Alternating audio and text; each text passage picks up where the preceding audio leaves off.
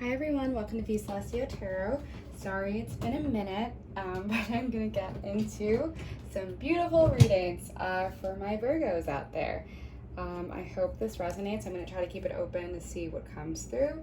But yeah, let's get into it. All right.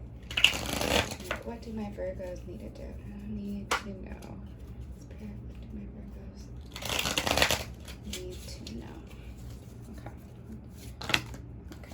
Oh, yes, no, I'm gonna,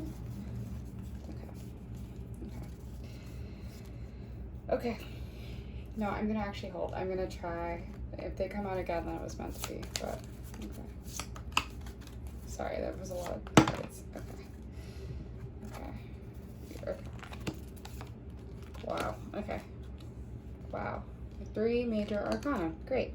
So we have Temperance, the Star, and the Universe. Things are shifting. I don't know if you've been going through it, but something is shifting to bring better days. Like, that's what I'm just hearing. Also, feathers keep coming out, and maybe the feathers are like really, in this deck, are really prevalent, but for me, that is the spirit, like, is angels for me. So you are divinely guided and protected. So the first card that came out was Temperance, then we have the Star, and then we have the Universe. Sorry, I think I already said that, but with the Temperance, your cup is about to be full, but it's what has felt out of whack and what has not felt balanced in your life, and there's a certain patience of, like, maybe you've just been like, I've been waiting for something, and this is the sign that, like, the wait's over. But also, everything happens in divine timing, and that might be the most annoying thing to possibly say, but it is a reminder that everything does happen in divine timing. With Temperance,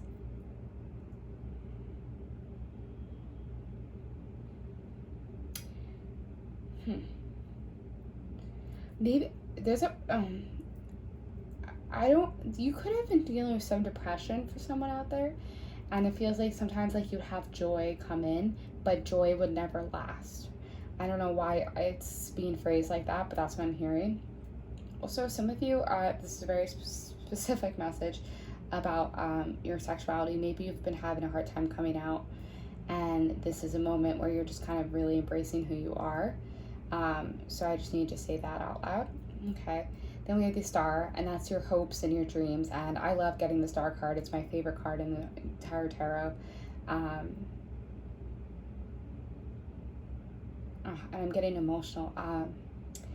It's something is coming forward for you where you're like, I never thought this would happen for me. I am crying right now. Like, it's just something you've been holding for so long, a dream or a desire that you've been holding for so long, that is finally coming forward for you. And the universe is like, things are lining up, and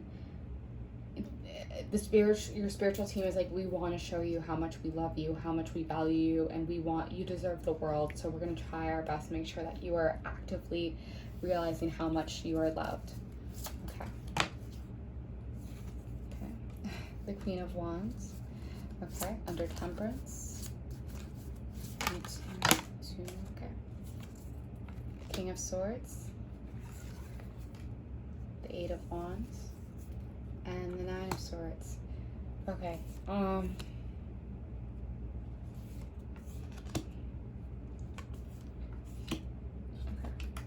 And at the bottom of the deck, we have the Princess of Swords. Okay.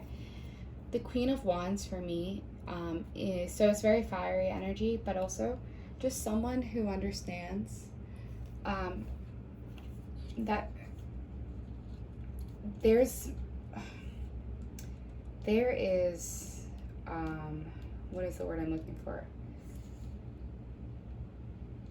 Passion within you. And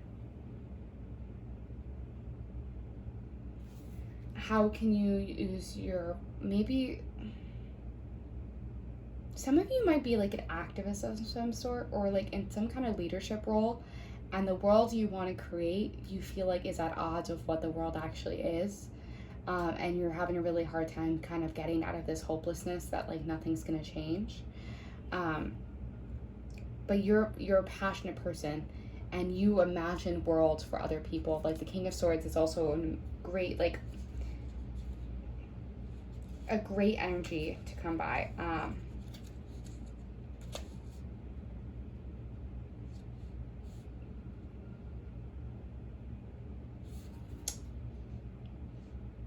I'm having a really hard time reading you right now, and I apologize. Okay, so we have the Queen of Wands and the King of Swords. There's two parts of you. There's a passionate activist, and then there's the intellectual person. And I feel like those are at odds within yourself of like, how can I imagine the world and what I want it to be when I get so like, maybe you're a bit empathetic and you're having a hard time differentiate. Sorry, I'm gonna stop making this camera shake. You're having a hard time trying to find the balance between the two of like, sometimes like maybe you're like deeply cynical, but you're also so compassionate about what the world could be, so you feel like you're at odds within yourself. But the Eight of Wands is like, for me, it's like setting yourself up, like things are coming together, the seeds you've planted are finally blooming. But the Nine of Swords is like, there's some anxiety and that you're carrying, and you have to let go of that anxiety in order for the things to catch, for the seeds to fully continue blooming. You need to let go of that anxiety that you're carrying.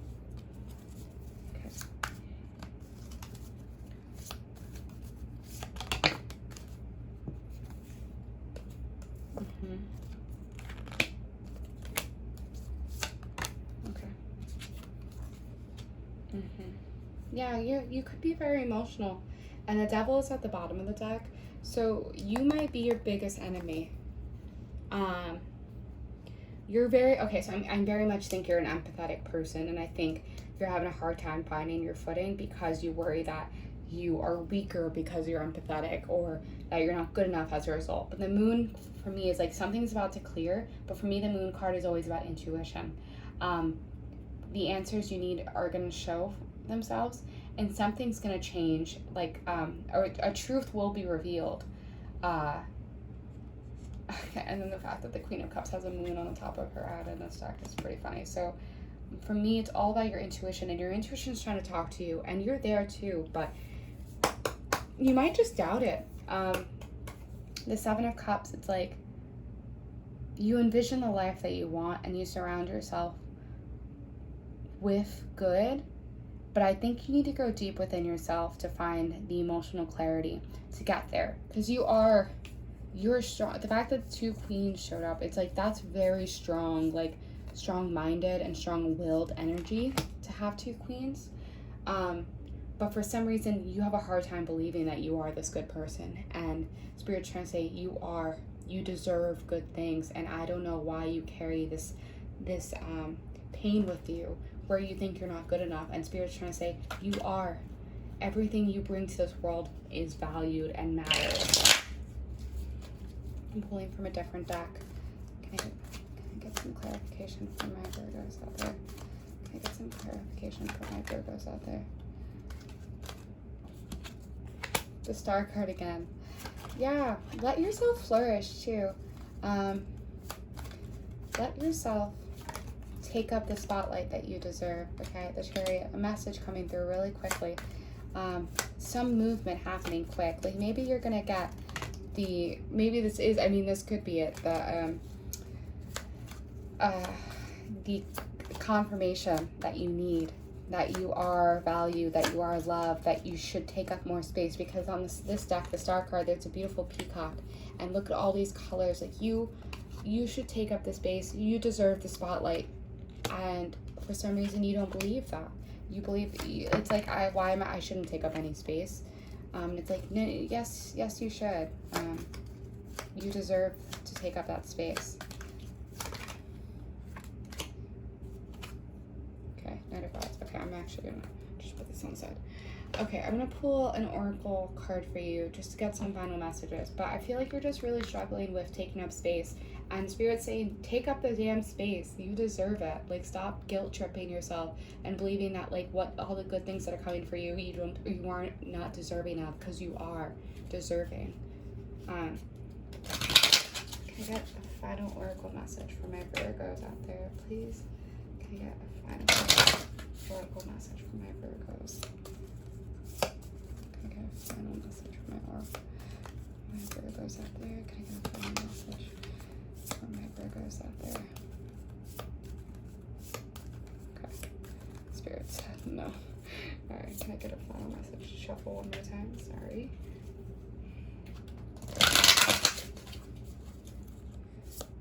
Can I get a final card from my Virgos out there? Okay. We have movement, speed, yeah, with the Chariot card, like, something's gonna happen so quickly that you're gonna be like, but there has to be some momentum that you build. And I think the momentum has been building in your life for you to reach a higher place. Like, this is just a confirmation that things are gonna change very quickly for you in a way that you don't expect. I'm gonna read the actual definition from the book so I'm not forgetting anything. Okay, speed. Savor the experiences of your life. Be mindful and aware of the speed in which you do activities such as eating and working. Do not waste time, but understand the discernment of taking quality time. Yeah. It is often said that as you are growing up, time seems to pass very slowly and we cannot wait to grow up. And then conversely, as we age, time goes quickly as we know it is running out. We live in a speedy society, and knowing when to slow down can be the difference between balance and imbalance. Slow cooking, slow travel, taking time to think and process and exercise self-care requires a willingness to slow down enough to savor them. Yeah, I think overall the message is that you need to work on your self-care and what that looks like, because you are valued and you are loved. Okay, I hope this resonates. I'm sending you lots of light and love. Take care.